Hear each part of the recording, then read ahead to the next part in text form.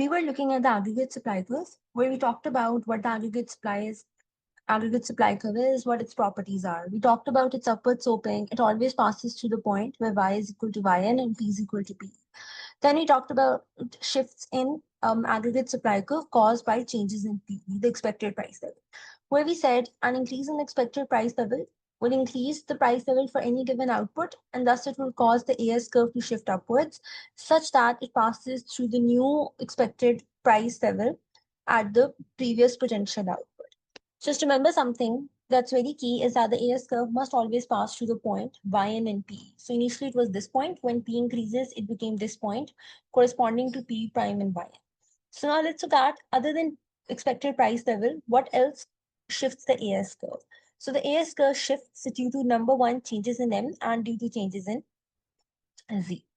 Now let's look at first changes in M. Now an increase in M, just like an increase in PE, increases the price level for any given level of output Y, right? For any given level of Y, P increases, thus AS curve shifts up, right? It's going to shift up such that it passes through the new lower potential output at the previous expected price level.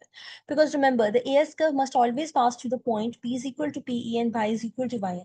And when M changes, we know from a WSPS model that changes UN and hence YN changes. An increase in M reduces YN, so that now the new AS curve must pass through the new lower potential output at the previous expected price level. So we know when M increases, P increases for any given Y. So we know the AS curve has to shift up, but it has to shift in such a way that it passes through the new lower potential output at the previous expected price level. As we know, okay, the AS curve must always pass through the point where P is PE and Y is equal to YN. And when when M increases, YN goes down. So now instead of passing through this point, the AS curve has to pass through this point corresponding to PE and the new lower potential output.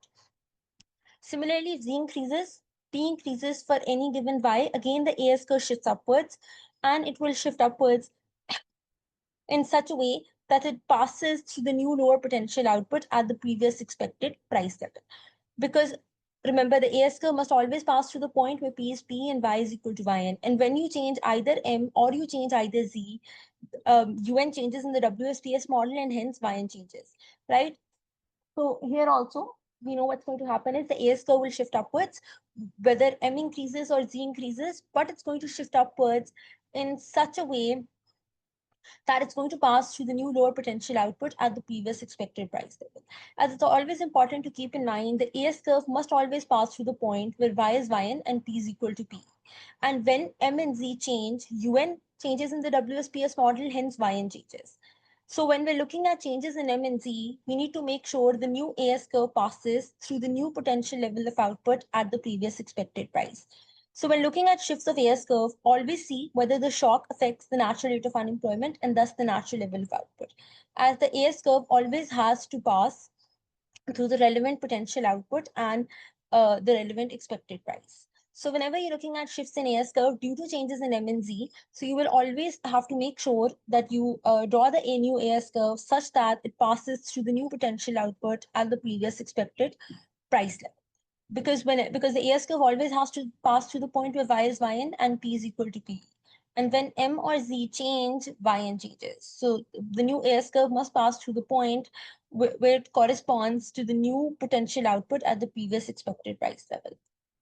Right. So now here, what we've seen so far, we looked at why the AS curve is upward sloping, what causes shifts in AS curve, and what we can see is the AS curve has in its background a WSPS model. We use it to derive the AS curve, to explain its slope and explain its shifts. So remember, when we talk about shifts in AS curve, we've discussed three factors. We talked about changes in expected price level, and we talked about changes in M and Z.